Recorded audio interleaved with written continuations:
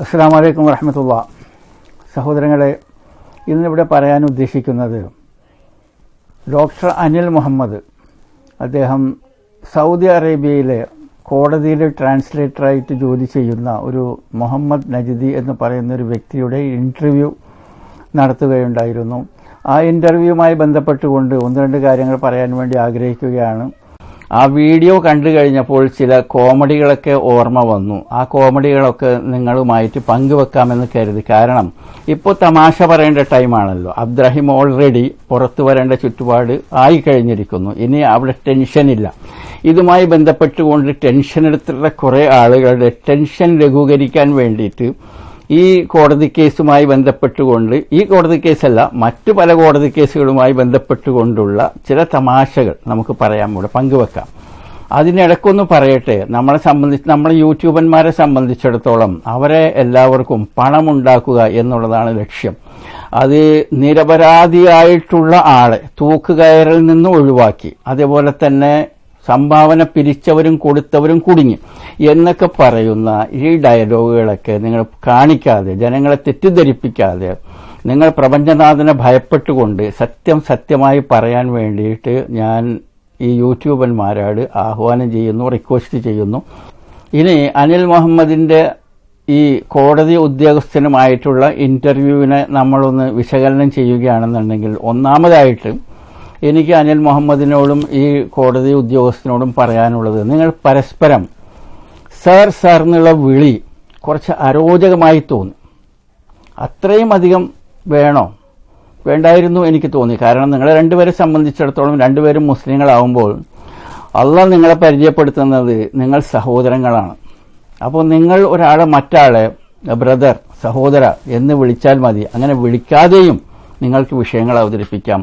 ഈ സർ എന്നുള്ള യജമാനൻ എന്നുള്ള വിളി കുറച്ച് അരോചകമായി തോന്നി. ഒന്നാമത്, ഡോക്ടർ അനിൽ മുഹമ്മദിനും അതേപോലെ തന്നെ മുഹമ്മദ് നജ്ദി സാഹിബിനും പരസ്പരം പേര് വിളിക്കാൻ ഇസ്ലാം അനുവാദം നൽകുന്നുണ്ട്. പക്ഷേ നമ്മുടെ കൾച്ചർ, നമ്മുടെ സംസ്കാരം അത് ഒരു ബഹുമാനക്കുറവായിട്ടോ ആദരവ് കുറവായിട്ടോ കാണുന്നുണ്ടെങ്കിൽ ഈ സർ യജമാനൻ എന്ന് വിളിക്കുന്നതിന് പകരം സാഹിബ് എന്ന് കൂട്ടിച്ചേർത്ത് വിളിക്കാം. അതായത് അനിൽ സാഹിബ്, അതല്ലാന്നുണ്ടെങ്കിൽ മുഹമ്മദ് നജ്ദി സാഹിബ് എന്ന് പരസ്പരം നിങ്ങൾക്ക് സാഹിബ് ചേർത്ത് വിളിക്കാം. പിന്നെ ഈ പുട്ടിന് തേങ്ങ ഇടുന്ന പോലെ ഇടയ്ക്കിടയ്ക്ക് സാഹിബ് എന്നോ സേർന്നോ ചേർക്കേണ്ട ആവശ്യമൊന്നുമില്ല. ഇതില്ലാതെ തന്നെ കാര്യങ്ങൾ മുമ്പോട്ട് പോകുമല്ലോ. അപ്പോൾ അങ്ങനെ ആയിരിക്കും കുറച്ചും കൂടി നല്ലത് എന്ന് രണ്ടുപേരോടും സാന്ദർഭികമായിട്ട് ഉപദേശിക്കുകയാണ്.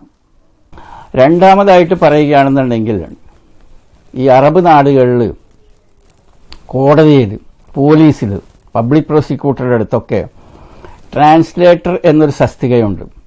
അതിൽ ഫിലിപ്പീൻ ഭാഷ സംസാരിക്കുന്നവർ, നേപ്പാളി ഭാഷ സംസാരിക്കുന്നവർ, ഉറുദു സംസാരിക്കുന്നവർ, ഹിന്ദി സംസാരിക്കുന്നവർ, ഇംഗ്ലീഷ് സംസാരിക്കുന്നവർ എന്ന് വ്യത്യസ്തമായ ഭാഷകളിൽ സംസാരിക്കുന്ന ട്രാൻസ്ലേറ്റർമാരെ നിയമിക്കാറുണ്ട്. എന്തിനെന്നാൽ വരുന്ന പ്രതികളോട് അതിന്റെ വിഷയം എന്താണെന്ന് ചോദിച്ചറിയാനും അത് ജഡ്ജിയോട് പറയാനും വേണ്ടിയിട്ടുള്ളതാണ് ഈ ട്രാൻസ്ലേറ്റർ. ജഡ്ജിക്ക് ഉറുദു അറിയാമെന്നിരിക്കട്ടെ, പക്ഷേ അദ്ദേഹത്തിന് ആ നാട്ടിലെ ഭാഷ ഏതാണോ, രാഷ്ട്രഭാഷ ഏതാണോ, രാഷ്ട്രഭാഷയിൽ മാത്രമേ ആ കോടതി കാര്യങ്ങൾ കൈകാര്യം ചെയ്യാനുള്ള അനുവാദമുള്ളൂ.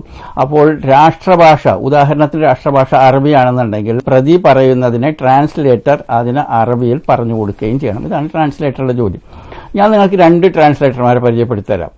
ഒരു ട്രാൻസ്ലേറ്റർ അദ്ദേഹത്തിന്റെ ജോലി സത്യസന്ധമായി ചെയ്തുകൊണ്ട് ട്രാൻസ്ലേറ്റ് ചെയ്യുന്നു, കാര്യങ്ങൾ അവസാനിക്കുന്നു, വീട്ടിൽ പോകുന്നു, സുഖമായി കിടന്നുറങ്ങുന്നു, വീണ്ടും ജോലിക്ക് വരുന്നു.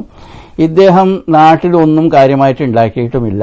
ഇന്നും 11 മാസമാവുമ്പോൾ മാറിപ്പോകുന്ന വീടുകളിൽ വാടകയ്ക്ക് താമസിച്ചുകൊണ്ടിരിക്കുന്നു അദ്ദേഹത്തിന്റെ ഭാര്യയും കുട്ടികളുമൊക്കെ. ഇവരുടെയൊക്കെ ശമ്പളം എന്ന് പറഞ്ഞു കഴിഞ്ഞാൽ ഏകദേശം 4000 റിയാലിനും 7000 റിയാലിനും ഇടയിലായിരിക്കും ശമ്പളം. എന്നാൽ അദ്ദേഹത്തിന്റെ സുഹൃത്ത്, അതേ കോടതിയിൽ തന്നെ ജോലി ചെയ്യുന്ന ഒരു വ്യക്തി, നാട്ടിൽ വളരെ വിശാലമായിട്ടുള്ളൊരു ബംഗ്ലാവ് അദ്ദേഹം പണിതു, അദ്ദേഹത്തിന്റെ വീട്, കുറേ പ്രോപ്പർട്ടികളൊക്കെ വാങ്ങിച്ചു. ഇതെങ്ങനെ സംഭവിച്ചു? രണ്ടുപേർക്കും ഒരേ ശമ്പളം, ഒരേ സ്ഥലത്ത് ജോലി ചെയ്യുന്നു. അപ്പോൾ രണ്ടാമത്തെ ട്രാൻസ്ലേറ്റർ അദ്ദേഹം ആദ്യം ചെയ്തത് എന്തെന്നാൽ easy to remember mobile number അദ്ദേഹം കരസ്ഥമാക്കി. ETR നമ്പർ എന്ന് പറയും, ഈസി ടു റിമെമ്പർ നമ്പർ. ഇത് ഈ ടെലിഫോൺ സ്ഥാപനങ്ങൾ ലേലം ചെയ്യും അല്ലെങ്കിൽ വിൽക്കും. അത് വലിയ വില കൊടുത്ത് വാങ്ങിക്കണം. അപ്പോൾ എന്താണ് അത് ഓർമ്മിക്കാൻ പറ്റും. ഒരു ഉദാഹരണത്തിന് ആ വ്യക്തിയോട് നമ്മൾ പറയുകയാണെന്നുണ്ടെങ്കിൽ എൻ്റെ നമ്പർ 580588062, അപ്പോൾ എളുപ്പത്തിൽ ഓർക്കാം, എഴുതേണ്ട ആവശ്യം വരുന്നില്ല. ഇത്തരത്തിലൊരു നമ്പർ, നമ്മുടെ നാട്ടിൽ ഇതിനെ ഫാൻസി നമ്പർ എന്നാ പറയുക. ആ നമ്പർ സംഘടിപ്പിച്ചുകൊണ്ട് കേസുമായി ബന്ധപ്പെട്ടുകൊണ്ട് കോടതിയിൽ വരുന്ന ആളുകൾക്ക് ഇദ്ദേഹം തന്റെ നമ്പർ നൽകും. എന്നിട്ട് പറയും, ആർക്കെങ്കിലും നിങ്ങളുടെ കൂട്ടത്തിൽ എപ്പോഴെങ്കിലും കോടതി സംബന്ധമായ വിഷയങ്ങൾ ഉണ്ടാകുമ്പോൾ ഈ നമ്പറിൽ വിളിച്ചു കഴിഞ്ഞാൽ കോടതിയിൽ സമർപ്പിക്കാനുള്ള മെമ്മോറാണ്ടങ്ങളൊക്കെ നമ്മൾ ചെയ്തു തരാം, ആ കാര്യങ്ങൾ നമ്മൾ ചെയ്യാം എന്ന് പറഞ്ഞുകൊണ്ട് ആൾക്കാരെ ഇദ്ദേഹം ക്യാൻവാസ് ചെയ്യും. അങ്ങനെ ആളുകൾ വിളിക്കുമ്പോൾ ഈ ട്രാൻസ്ലേറ്ററുടെ അണ്ടറിൽ കുറെ വക്കീൽമാരുണ്ടാവും. അവരെടുത്ത് കേസ് കൊടുത്തുകൊണ്ട് ഈ ട്രാൻസ്ലേറ്റർക്ക് ഒരു തുക കിട്ടും, വക്കീലിനും ഒരു തുക കിട്ടും. നിങ്ങൾ ചിന്തിച്ചിട്ടുണ്ടോ, നമ്മുടെ നാട്ടിലാണെന്നുണ്ടെങ്കിലും വേറെ ലോകത്ത് എവിടെയാണെന്നുണ്ടെങ്കിലും ഏറ്റവും കൂടുതൽ മനുഷ്യൻ പണം ചെലവാക്കേണ്ടി വരുന്നത് നീതിക്ക് വേണ്ടിയാണ്, ന്യായം കിട്ടാൻ വേണ്ടിയാണ്.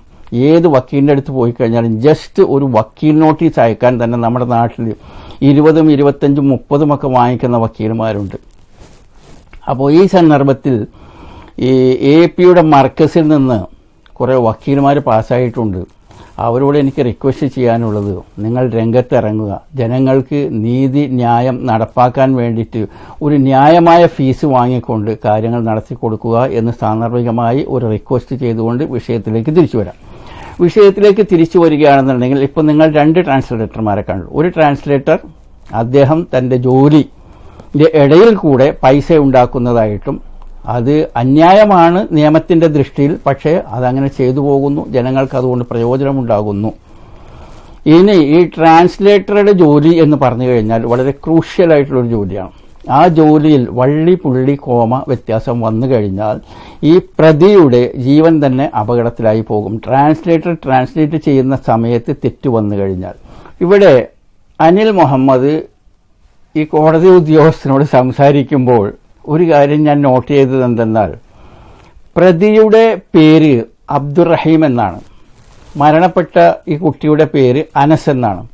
എന്നാൽ ഈ കോടതി ഉദ്യോഗസ്ഥൻ അഥവാ ഈ ട്രാൻസ്ലേറ്റർ, ഞാൻ മനസ്സിലാക്കുന്നത് കോടതി ഉദ്യോഗസ്ഥൻ എന്ന് പറയുന്നത് ഇദ്ദേഹം ഒരു ട്രാൻസ്ലേറ്ററാണ് കോടതിയിൽ എന്ന് ഞാൻ മനസ്സിലാക്കുന്നു. അല്ലാഹു ആലം എന്താ സത്യമെന്നുള്ളത്. അപ്പോൾ ഇത്തരത്തിൽ ഇദ്ദേഹം ഒരു ട്രാൻസ്ലേറ്റർ ആണെന്നുണ്ടെങ്കിൽ ഇദ്ദേഹം കുറെ കൂടി ഷാർപ്പായിരിക്കണം. കാരണം ഇദ്ദേഹം പലപ്പോഴും സംസാരിച്ചു വരുമ്പോൾ അനസിന് നിയമം തേടി അനസിനെ പ്രതിയാക്കി അനസ് ജയിലിലായി എന്ന് പറയുന്നുണ്ട്. ആരാണ് അനസ്? മരണപ്പെട്ടു പോയ വ്യക്തിയാണ് അനസ്. അനസ് അന്വേഷണ ഉദ്യോഗസ്ഥന്മാരോട് വെളിപ്പെടുത്തിയ ചില കാര്യങ്ങള് അത് അനസിന് വിനയായി എന്നുള്ളത് ശരിയാണ്. പക്ഷേ ശിക്ഷിക്കപ്പെടാൻ കാരണം ആ മൊഴി മാത്രമല്ല, അനസിന്റെ കുറ്റസമ്മത മൊഴി. എന്നാൽ ഇദ്ദേഹം പറയാൻ ഉദ്ദേശിക്കുന്നത് അബ്ദുറഹീമിനെ കുറിച്ചാണ്. അപ്പോൾ ഇടക്ക് ഈ അനിൽ മുഹമ്മദ് പറയുന്നുണ്ട് അനസ് അല്ല അബ്ദുറഹീം, ഓക്കെ എന്ന് പറഞ്ഞിട്ട് മൂപ്പര് അബ്ദുറഹീം എന്ന് തിരുത്തുന്നു. എന്നിട്ട് ആ സെന്റൻസിന്റെ തന്നെ അവസാനത്തിൽ വീണ്ടും അനസ് എന്ന് പറയും. എല്ലാ കാര്യങ്ങളും വ്യക്തമായി മനസ്സിലാക്കിയതിന് ശേഷം മാത്രമേ പ്രതി എന്താകാൻ പാടുള്ളൂ, മറുപടി പറയാൻ പാടുള്ളൂ. പക്ഷേ അനസിന്റെ വിഷയത്തില് അത് ഉണ്ടായിട്ടുണ്ടോ എന്നുള്ളത് അനസ് തന്നെയാണ് അതിന്റെ കുറ്റക്കാരൻ, ഒരിക്കലും അത് നിയമമല്ല. നിയമം ഒരിക്കലും അനസിനോട് ഒരു കുറ്റം ചെയ്തില്ല. റഹീം അതെ, റഹീം അല്ല കുറ്റക്കാർ. എന്താ, നിയമം ഒരിക്കലും റഹീമിനോട് എന്താക്കിയിട്ടില്ല, അതിക്രമം പ്രവർത്തിച്ചിട്ടില്ല. റഹീം പോലും ഈ ഒന്നാമത്തത് അജ്ഞത കൊണ്ടോ എന്നറിയില്ല, എന്തായിരുന്നാലും ഒന്നിലധികം ജഡ്ജിമാരുടെ മുമ്പിൽ കുറ്റസമ്മത മൊഴി റഹീം കൊടുത്തു എന്നുള്ളത് വളരെ വ്യക്തത. അതിന് ഉപോത്ഭകമായ സാഹചര്യ തെളിവുകളും പോസ്റ്റ്മോർട്ടം റിപ്പോർട്ടുകളും മെഡിക്കൽ റിപ്പോർട്ടുകളും അത് സാധൂകരിക്കുന്നതും. അങ്ങനെയാണ് അത് ഒരു എല്ലാ കുറ്റവാളികൾക്കും നൽകുന്ന എല്ലാ പരിരക്ഷയും സംരക്ഷണവും അങ്ങോട്ടും ഇങ്ങോട്ടും ആശയവിനിമയം നടത്താനുള്ള പൂർണ്ണ സ്വാതന്ത്ര്യവും ഇക്കാര്യത്തിലും ഉണ്ടായിരുന്നു. പക്ഷെ അത് എത്രത്തോളം അദ്ദേഹം ഉപയോഗപ്പെടുത്തി എന്നുള്ളത് നമ്മൾക്കറിയില്ല. എന്തായിരുന്നാലും ഇതിന്റെ ആദ്യം മുതൽ ഇന്ത്യൻ എംബസിയും നമ്മളെ ജീവകാരുണ്യ പ്രവർത്തകരൊക്കെ സജീവമായി അനസിന് നിയമ സഹായം നൽകാൻ മുന്നിലുണ്ടായിരുന്നു എന്നുള്ള വസ്തുത കൂടി സാറോട് സന്തോഷപൂർവ്വം പങ്കുവെക്കും. അപ്പോൾ ഇത്തരത്തിലുള്ള ചെറിയ ചെറിയ മിസ്റ്റേക്കുകൾ, ഇത് ചെറിയ ചെറിയ മിസ്റ്റേക്ക് അല്ല, വലിയ മിസ്റ്റേക്കാണ്. കാരണം ട്രാൻസ്ലേറ്റർക്ക് വരുന്ന കോമയും ഫുൾ സ്റ്റോപ്പും വരെ ഒരു മനുഷ്യന്റെ, ഒരു പ്രതിയുടെ ജീവിതം അപകടത്തിൽപ്പെടുത്തും. അതുമായി ബന്ധപ്പെട്ടൊരു കോമഡി പറയാനാണ് ഞാൻ ഈ വീഡിയോ കൊണ്ട് ആഗ്രഹിക്കുന്നത്. അതെന്തെന്നാൽ, നമ്മുടെ നാട്ടിൽ ബ്രിട്ടീഷുകാർ ഭരിച്ചുകൊണ്ടിരുന്ന കാലത്ത് വൈസ്രോയിമാരുടെ മീറ്റിങ്ങുകൾ ഉണ്ടാവും. നാടിന്റെ പ്രസിദ്ധമായിട്ടുള്ള ഭാഗങ്ങളിൽ സ്റ്റേജ് കെട്ടിയിട്ട് ഇവർ പ്രസംഗിക്കും. വൈസ്രോയിമാർ ജനങ്ങളെ അഭിസംബോധന ചെയ്തുകൊണ്ട്. അപ്പോൾ അതിനെ ട്രാൻസ്ലേറ്റ് ചെയ്യാൻ വേണ്ടിയിട്ട്, ഇംഗ്ലീഷിനെ മലയാളത്തിലാക്കാൻ വേണ്ടിയിട്ട് ഒരാളുണ്ടാവും, ട്രാൻസ്ലേറ്റർ. ഒരു പ്രാവശ്യം ഒരു വൈസ്രോയി ഇതുപോലെ എന്ന് പ്രസംഗിക്കുകയാണ്. പ്രസംഗിക്കുന്ന സമയത്ത് അടുത്ത് തന്നെ ഒരു ട്രാൻസ്ലേറ്റർ നിൽപ്പുണ്ട്. നമ്മൾ കണ്ട് കുറേ ദിവസം മുൻപ് ഒരു ട്രാൻസ്ലേറ്റർ, അതായത് വൃന്ദക്കാരായിട്ട് സംസാരിക്കുകയുണ്ടായിരുന്നു, ആളുകൾ BJPയിലേക്ക് ചേക്കേറുന്നു എന്ന് പറഞ്ഞു കഴിഞ്ഞപ്പോൾ ട്രാൻസ്ലേറ്റർ ട്രാൻസ്ലേറ്റ് ചെയ്ത് എന്താണെന്ന് അറിയാമോ? പത്മജ പോയി. അപ്പോൾ ട്രാൻസ്ലേഷൻ കഴിഞ്ഞു. അപ്പോൾ അത്തരത്തിലൊരു ട്രാൻസ്ലേഷനാണ് ഈ ബ്രിട്ടീഷുകാരൻ വൈസ്രോയ് സംസാരിക്കുന്ന സമയത്ത് മലയാളി ട്രാൻസ്ലേറ്റ് ചെയ്തത്. അതെങ്ങനെയാണെന്ന് അറിയാമോ? ബ്രിട്ടീഷുകാരൻ പറയുകയാണ്, yesterday I and my wife was in Thekkady എന്ന് പറഞ്ഞപ്പോൾ ട്രാൻസ്ലേറ്റർ അതിനെ ട്രാൻസ്ലേറ്റ് ചെയ്ത് ഇങ്ങനെയാണ്, ഇന്നലെ ഞാനും സായിപ്പിന്റെ ഭാര്യയും തേക്കടിയിലായിരുന്നപ്പോൾ. ട്രാൻസ്ലേഷൻ ഒരു ശരി തന്നെയല്ലേ? നിങ്ങൾ നോക്കിയിട്ടുണ്ടോ? യെസ്റ്റർഡേ, ഇന്നലെ, ഐ ആൻഡ് മൈ വൈഫ്, ഞാനും എൻ്റെ ഭാര്യയും തേക്കടിയിലായിരുന്നപ്പോൾ. ട്രാൻസ്ലേറ്റർ എന്ത് പറഞ്ഞു? യെസ്റ്റർഡേ, ഇന്നലെ, ഞാനും സായിപ്പിന്റെ ഭാര്യയും. കറക്റ്റ് അല്ലേ? സായിപ്പിന്റെ ഭാര്യ ആയിരുന്നല്ലോ തേക്കടിയിലുണ്ടായിരുന്നത്. ഐ എന്നുള്ളതിന് ഞാൻ എന്ന് ട്രാൻസ്ലേറ്റ് ചെയ്തു. Yesterday I and my wife was in Thekkady, ഇന്നലെ ഞാനും സായിപ്പിന്റെ ഭാര്യയും തേക്കടിയിലായിരുന്നപ്പോൾ. കേട്ടിരുന്നവരത് ശരിയാണെന്ന് വിചാരിച്ചു. അപ്പോൾ ട്രാൻസ്ലേഷനിൽ വരുന്ന ചെറിയ ചെറിയ മിസ്റ്റേക്കുകൾ ഇങ്ങനെയൊക്കെ സംഭവിക്കാറുണ്ട്. അത് കോടതിയിലും സംഭവിക്കാറുണ്ട്. കോടതിയിൽ സംഭവിച്ചിട്ടുള്ള സംഭവം എന്തെന്നറിയാമോ? നമ്മളൊക്കെ ഏകദേശം 90% മലയാളികൾക്കും അറിയാം കോമ ആളെ കൊല്ലുമെന്നുള്ളത്. അതെന്തെന്നാൽ, പ്രമാദമായൊരു കൊലപാതക കേസിൽ പ്രതി കുറ്റക്കാരനാണെന്ന് കണ്ടെത്തിക്കൊണ്ട് അദ്ദേഹത്തിന് കൊലക്കുറ്റം ചുമത്തി വിധി വന്നു കഴിഞ്ഞപ്പോൾ പ്രതി അപ്പീൽ കോടതിയെ സമീപിച്ചു, ഹൈക്കോടതിയെ സമീപിച്ചു. ഹൈക്കോടതി, അപ്പീൽ കോടതി അദ്ദേഹത്തിനെ വെറുതെ വിട്ടയച്ചു. എന്നിട്ട് പ്രമാദമായിട്ടുള്ള ആ ജഡ്ജ്മെന്റിന്റെ അവസാനത്തിൽ ഇങ്ങനെ പറഞ്ഞു, കിൽ ഹിം നോട്ട്, അവനെ കൊല്ലരുത്, ലെറ്റ് ഹിം ഗോ, പ്രതിയെ പോകാൻ അനുവദിക്കുക. അപ്പോൾ ഇത് ട്രാൻസ്ലേറ്റ് ചെയ്തിട്ടുണ്ടായിരുന്ന, അല്ലെങ്കിൽ ടൈപ്പ് ചെയ്തിട്ടുണ്ടായിരുന്ന ആ ക്ലർക്ക് അദ്ദേഹം കോമ ഇട്ടപ്പോൾ സ്ഥലം മാറിപ്പോയി. അതിന് കോമ ഇവിടെയാണ് അദ്ദേഹം കോമ കൊടുത്തിട്ടുണ്ടായിരുന്നത്. അപ്പം എന്തായി? അപ്പം നിങ്ങൾ വായിക്കുകയാണെന്നുണ്ടെങ്കിൽ ഇത് നിങ്ങൾക്ക് ഇങ്ങനെ വായിക്കാം, കിൽ ഹിം, അവനെ കൊല്ലുക, നോട്ട് ലെറ്റ് ഹിം ഗോ, അവനെ പോകാൻ അനുവദിക്കരുത്. അപ്പോൾ ഒരു കോമ ആളെ കൊല്ലും എന്ന് പറയുന്നത് ഇതാണ്, കിൽ ഹിം, അവനെ കൊല്ലുക, നോട്ട് ലെറ്റ് ഹിം ഗോ, അവനെ പോകാൻ അനുവദിക്കരുത്. ഇനി സ്പേസ്, അതായത് നമ്മൾ സ്പേസ് ഇടുമല്ലോ, ഒരു വാക്ക് കഴിഞ്ഞിട്ട് വേറൊരു വാക്കിനിടയിലൊരു സ്പേസ് ഇടുന്നത്.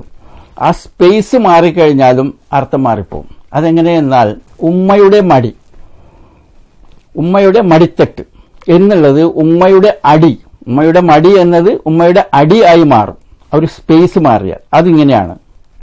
ഇതൊരു സ്കൂളിന്റെ ചിത്രമാണ്.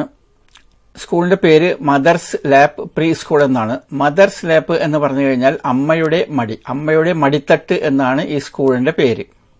അതേ സ്കൂളിന്റെ സൈൻ ബോർഡാണ് ഇവിടെ. മദർസ് ലാപ്പ് പബ്ലിക് സ്കൂള് എന്നാണ് ഈ സ്കൂളിന്റെ പേര്. മദർസ് ലാപ്പ് എന്ന് പറഞ്ഞു കഴിഞ്ഞാൽ അമ്മയുടെ മടിത്തട്ട്, അമ്മയുടെ മടി. എന്നാൽ ഇവരുടെ സ്കൂൾ ബസ്സിൽ ഈ സ്പേസ്, അത് പെയിന്റർ ഈ സ്പേസ് ഇടാൻ മറന്നുപോയി. അപ്പോൾ എന്തായി? മദർ സ്ലാപ്പ് പബ്ലിക് സ്കൂൾ എന്നായി. അതായത് അമ്മയുടെ മടി എന്നതിന് പകരം അമ്മയുടെ അടി എന്നായി മാറി, ഈ സ്പേസ് ഇല്ലാത്തതുകൊണ്ട്. അത് നമുക്ക് കാണാം. ഇതാണ് അവരുടെ സ്കൂൾ ബസ്. ഇതിൽ മദർ സ്ലാപ്പ് പബ്ലിക് സ്കൂൾ എന്നാണ് എഴുതിയിരിക്കുന്നത്. അമ്മയുടെ അടി, മദർ സ്ലാപ്പ് എന്ന് പറഞ്ഞു കഴിഞ്ഞാൽ അമ്മയുടെ മടി എന്നാണ് സ്കൂളിന്റെ പേര്, അമ്മയുടെ മടിത്തട്ട് എന്നാണ് സ്കൂളിന്റെ പേര്. ഈ ബസ്സിൽ എഴുതിയിരിക്കുന്നത് മദർസ് സ്ലാപ്പ്, അമ്മയുടെ അടി എന്നായി മാറി. അപ്പോൾ ഈ കുട്ടികൾക്കൊക്കെ സ്കൂളിൽ പോയി കഴിഞ്ഞാൽ അമ്മ തരുന്ന പോലത്തെ അടി സ്കൂളിൽ നിന്ന് കിട്ടും എന്നായി അർത്ഥം. മദർസ് സ്ലാപ്പ്, അമ്മയുടെ അടി. അപ്പോൾ ഇവിടെ ഈ എസ് എന്ന അക്ഷരം കഴിഞ്ഞിട്ട് ഇവിടെ ഒരു സ്പേസ് ഇല്ലാത്തത് കൊണ്ട് അമ്മയുടെ മടി എന്നത് അമ്മയുടെ അടിയായി മാറി. അപ്പോൾ സ്പേസ് വരുത്തിവെച്ച വിന ഇതാണ്. കണ്ടല്ലോ. അപ്പോൾ ഇത് സാന്ദർഭികമായിട്ട് കോടതിയുമായി ബന്ധപ്പെട്ടുകൊണ്ട് 2-3 കോമഡികൾ പറയാൻ വേണ്ടിയിട്ടാണ് ഞാൻ ആഗ്രഹിക്കുന്നത്. ഇതോടൊപ്പം തന്നെ ഒരു കാര്യം ഞാൻ പറയാൻ ആഗ്രഹിക്കുന്നത്, സഹോദരന്മാരെ, അടുത്ത ദിവസങ്ങളിൽ ഈ വ്യക്തി ജയിൽ മോചിതനായി വരികയും നാട്ടിൽ വരികയും ചെയ്തു കഴിഞ്ഞാൽ അദ്ദേഹത്തിന് ഒരാഴ്ചത്തേക്ക് ഉറങ്ങാൻ പറ്റില്ല. നമ്മുടെ നാട്ടിൽ കുറേ വിഷം തുപ്പുന്ന വർഗീയവാദികളുണ്ട്, അവരും രംഗത്ത് വരും. അത് ഈ കക്ഷി വലിയൊരു അപരാധിയാണ്, കൊലപാതകിയാണ്, അദ്ദേഹത്തിന് വേണ്ടി ഇത്രയും കോടി സംരംഭിച്ചു എന്നൊക്കെ പറഞ്ഞുകൊണ്ട് അവരും രംഗത്ത് വരും. അബ്ദുറഹീം വിഷയത്തിൽ ഒരു കാര്യം ഞാൻ മനസ്സിലാക്കിയിട്ടുണ്ടായിരുന്നത്, ഈ 34 കോടി രൂപ പിരിച്ചതുമായി ബന്ധപ്പെട്ടുകൊണ്ട് പല വർഗീയവാദികൾക്കും അത് തീരെ അങ്ങോട്ട് ദഹിക്കാൻ കഴിഞ്ഞിട്ടില്ല. അവരെ സംബന്ധിച്ചിടത്തോളം കൂനമൽ കുരു എന്നതുപോലെയാണ് യൂസഫ് അലി ഇദ്ദേഹത്തിന് വേണ്ടി വീടുണ്ടാക്കുന്നു എന്നും ബോഷെ ഇദ്ദേഹത്തിന് വേണ്ടിയിട്ട് എന്തൊക്കെയോ ബിസിനസ് സംരംഭങ്ങൾ തരപ്പെടുത്തുന്നു എന്നുമുള്ള ന്യൂസും കൂടി ആയിക്കഴിഞ്ഞപ്പോൾ ഈ വർഗീയവാദികൾക്ക് RSS സംഘി വിഭാഗക്കാർക്ക് ഇരിക്കപ്പുറത്തില്ലാതെ ആയിരിക്കുകയാണ്. ഇവിടെ നിങ്ങളൊന്ന് മറിച്ച് ചിന്തിച്ചു നോക്കൂ. അതായത് ഈ അബ്ദുറഹീമിന്റെ സ്ഥാനത്ത് ഒരു പരമേശ്വരനെ നിങ്ങൾ സങ്കല്പിച്ചു നോക്കുക. അങ്ങനെയാണെന്നുണ്ടെങ്കിലും മുസ്ലിങ്ങൾ സഹകരിക്കും. ഗ്യാരണ്ടി ആയിട്ട് പറയാൻ പറ്റും, ഒരൊറ്റ മുസ്ലിമിൽ നിന്നും ആ പൈസ പിരിച്ചതിനെതിരോ അദ്ദേഹത്തിന് വീടുണ്ടാക്കുന്നതിന് വേണ്ടിയോ അദ്ദേഹത്തിന്റെ ബിസിനസ് സംരംഭത്തിൽ ഇറക്കുന്നതിനെതിരായിട്ടോ ഒരൊറ്റ മുസ്ലിം, ഒരു സിംഗിൾ മുസ്ലിം പോലും നെഗറ്റീവായിട്ട് പ്രതികരിക്കില്ല എന്ന് ഗ്യാരണ്ടി ആയിട്ട് എനിക്ക് പറയാൻ കഴിയും. എനിക്കെന്നല്ല, എല്ലാ മുസ്ലിങ്ങൾക്കും പറയാൻ കഴിയും. കാരണം വർഗീയത എന്ന് പറയുന്നത് ആ അജണ്ട അത് സംഘ് പരിവാറിന്റെ അജണ്ടയാണ്. അവരെ സംബന്ധിച്ചിടത്തോളം ഈ സംഘ് പരിവാറിലും RSSലും മനുഷ്യരുണ്ട്, നന്മയുള്ള മനുഷ്യരുണ്ട്. പക്ഷെ ഭൂരിഭാഗവും ഇത്തരത്തിൽ കുഴപ്പങ്ങളുണ്ടാക്കി കുളം കലക്കി മീൻ പിടിക്കാൻ നടക്കുന്ന വൃത്തികെട്ട കുറേ മനുഷ്യരുള്ള ഒരു സംഘമാണ് ഈ സംഘം. അവരിൽ നിന്ന് ഈ പ്രപഞ്ചനാഥന് മാത്രമേ നമ്മുടെ നാടിനെ സംരക്ഷിക്കാൻ കഴിയൂ. അവരിൽ നിന്ന് പ്രപഞ്ചനാഥൻ ഈ നാടിനെ സംരക്ഷിക്കട്ടെ എന്ന് നമുക്ക് പ്രാർത്ഥിക്കാം ഈ വൈകിയ വേളയിൽ. ഡോക്ടർ അനിൽ മുഹമ്മദും അതേപോലെ തന്നെ മുഹമ്മദ് നജ്ദി സാഹിബും തമ്മിലുള്ള ഇന്റർവ്യൂവിൽ ഒരു കാര്യം കൂടി എൻ്റെ ശ്രദ്ധയിൽപ്പെട്ടത് എന്തെന്നാൽ, ഈ മുഹമ്മദ് നജ്ദി എന്ന് പറയുന്ന ഇദ്ദേഹം സംസാരിക്കുന്ന സമയത്ത് കൂടുതൽ ഇളക്കങ്ങളുണ്ട്. അദ്ദേഹം ഇങ്ങനെ ആടുന്നു, ഇളകുന്നു, തിരിയുന്നൊക്കെയുണ്ട്. അപ്പോൾ ഇത് കണ്ടു കഴിഞ്ഞപ്പോൾ ഡോക്ടർ അനിൽ മുഹമ്മദ് പറയുന്നുണ്ട്, നിങ്ങൾ കോൺസെൻട്രേറ്റ് ഇരിക്കും, ഇങ്ങനെ ചലിക്കുമ്പോൾ അത് വീഡിയോയ്ക്ക് ഭംഗം സൃഷ്ടിക്കുമെന്ന് പറയുന്നുണ്ട്. അതിനെ അദ്ദേഹം ഉൾക്കൊള്ളുകയും കുറച്ച് സമയത്തേക്ക് അദ്ദേഹം അനങ്ങാതിരിക്കുകയും നേർക്ക് നേരെ സ്റ്റേണായിരുന്നുകൊണ്ട് സംസാരിക്കുകയും ചെയ്യുന്നുണ്ട്. ഇത് കണ്ടപ്പോൾ എനിക്കൊരു കാര്യം ഓർമ്മ വന്നത്, ഞാൻ പള്ളിയിൽ പോകുമ്പോൾ ആളുകൾ ഖുർആൻ എടുത്തു വെച്ചിട്ട് ഓതുന്നുണ്ടാവും. ഖുർആൻ കയ്യിലെടുത്ത് വെച്ച് കഴിഞ്ഞാൽ ചിലപ്പോൾ ഹാലിലായിരിക്കും, ചിലപ്പോൾ കയ്യിലായിരിക്കും. കിട്ടിക്കഴിഞ്ഞാൽ അവരിങ്ങനെ ആടിക്കൊണ്ടായിരിക്കും ഓതുന്നത്. അപ്പോൾ ഞാൻ അവരെ തൊട്ടിട്ട് പറയും, ആടല്ല, ഇതൊരു ആരാധനയാണ്, കോൺസെൻട്രേറ്റ് ഇരുന്നിട്ട് ഓതിക്കോളൂ എന്ന് പറയുമ്പോൾ അവർ കുറച്ച് നേരത്തേക്ക് ആടാതെ ഓതും, പിന്നീട് ആട്ടം തുടങ്ങും. അത് തന്നെയാണ് ഞാനിവിടെ ഇവരുടെ ഇന്റർവ്യൂവിലും കണ്ടത്. ഇദ്ദേഹം ആടണ്ട എന്ന് അനിൽ മുഹമ്മദ് പറഞ്ഞപ്പോൾ അദ്ദേഹം കുറച്ച് സമയത്തേക്ക് ആടാതിരിക്കുകയും പിന്നീട് അദ്ദേഹത്തിന്റെ ചലനങ്ങൾ തുടരുകയും ചെയ്തു. സാർ, അതൊരു നിയമത്തെ കുറിച്ചുള്ള ഒരു അജ്ഞതയാണ്. യഥാർത്ഥത്തിൽ ഈ തുക വിധിക്കുന്നതിൽ കോടതികൾക്ക് യാതൊരു അധികാരവുമില്ല. അത് നമ്മൾ പുറത്തു നിന്ന് വധിക്കപ്പെട്ട കുട്ടിയുടെ അനങ്ങല്ലേ, ചലിക്കല്ലേ, ചലിച്ച വീഡിയോ ഷേക്കാവും. പറഞ്ഞോളൂ. വധിക്കപ്പെട്ട കുട്ടിയുടെ കുടുംബങ്ങളുമായിട്ട് നമ്മൾ പുറത്തു നിന്നുള്ള ഒരു വ്യവസ്ഥാപിതമായ ഒരു കോംപ്രമൈസിലൂടെയാണ് ഈ തുക. അത് എത്ര വേണമെങ്കിലും അവർക്ക് ആവശ്യപ്പെടാം സാർ. ഇതൊക്കെ നോട്ട് ചെയ്യുന്ന ഒരുപാട് ആളുകൾ സോഷ്യൽ മീഡിയയിൽ ജീവിച്ചിരിക്കുന്നു എന്ന് ഈ ഇന്റർവ്യൂ എടുക്കുന്നവരും കൊടുക്കുന്നവരും മനസ്സിലാക്കണം. എന്തെന്നാൽ ഒരു വ്യക്തിയോട് ഒരു വിഷയം ആവശ്യപ്പെട്ട് കഴിഞ്ഞാൽ അദ്ദേഹം അതിനെ എക്സിക്യൂട്ട് ചെയ്യാതെ ഇഗ്നോർ ചെയ്യുന്നു എന്ന് പറയുമ്പോൾ ആ വ്യക്തിയുടെ വ്യക്തിത്വത്തെ അത് ബാധിക്കുന്നുണ്ട് എന്ന് നമ്മൾ മനസ്സിലാക്കേണ്ടതുണ്ട്. ആ ഇന്റർവ്യൂ കൊടുക്കുന്ന ആളും എടുക്കുന്ന ആളും ഇത് മനസ്സിലാക്കേണ്ടതുണ്ട് എന്ന് സാന്ദർഭികമായിട്ട് ഓർമ്മിപ്പിക്കുകയാണ്. അടുത്ത ദിവസങ്ങളിൽ ഈ വ്യക്തി ജയിൽ മോചിതനായി വരികയും നാട്ടിൽ വരികയും ചെയ്തു കഴിഞ്ഞാൽ അദ്ദേഹത്തിന് ഒരാഴ്ചത്തേക്ക് ഉറങ്ങാൻ പറ്റില്ല. അപ്പോൾ ഇനി കാണാൻ പോകുന്ന പൂരം അത് കണ്ടു തന്നെ അറിയാം, അത് പറഞ്ഞറിയിപ്പിക്കേണ്ട ആവശ്യമില്ലല്ലോ. പക്ഷേ ജാഗ്രത പുലർത്തുക, നിങ്ങളുടെ മനസ്സ് ചീത്തയാക്കാതിരിക്കുക, എപ്പോഴും നന്മ മാത്രം ചിന്തിക്കുക, നന്മ മാത്രം പ്രവർത്തിക്കുക, നന്മയ്ക്ക് വേണ്ടി മാത്രം ആഹ്വാനം ചെയ്യുക. ജീവിതത്തിൽ നിങ്ങൾക്ക് സന്തോഷമുണ്ടാകും, സുഖമുണ്ടാകും, നിങ്ങൾ ജീവിക്കും, നന്നായി ജീവിക്കും. ഇതാണ് ഇവിടെ നിങ്ങൾക്ക് നൽകാനുള്ള സന്ദേശം, ഉപദേശം. ഇതോടുകൂടി ഇവിടെ അവസാനിപ്പിക്കുന്നു. Thank you for watching. ജസാക്കല്ലാഹ് ഖൈർ. അസ്സലാമു അലൈക്കും.